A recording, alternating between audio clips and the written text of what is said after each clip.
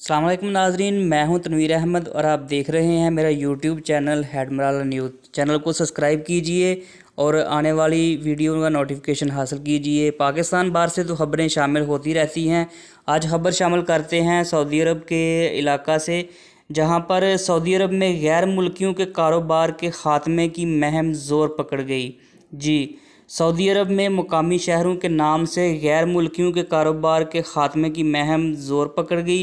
इस गैर कानूनी कारोबार से मईशत को सालाना 300 अरब रियाल का नुकसान होता है। गैर मुल्की खबरसां इदारे की रिपोर्ट के मुताबिक सऊदी माहिरीन इक़्तिसाद का कहना था कि सऊदी अरब के नाम से गैर मुल्कियों के कारोबार सालाना की बुनियाद पर मुल्की मईशत को 300 अरब तक नुकसान पहुंचा रहे हैं।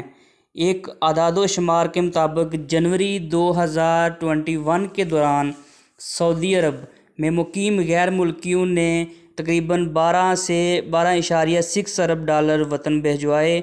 ये रकम पिछले साल के इसी दौरानिए से 12% ज़्यादा है। माहिरीन का कहना था गैर कानूनी कारोबार पर कानून पाने से सालाना 300 अरब रियाल कौमी मईशत में वेलफेयर होगा, इंडो टैक्स की हैसियत में शामिल होंगे।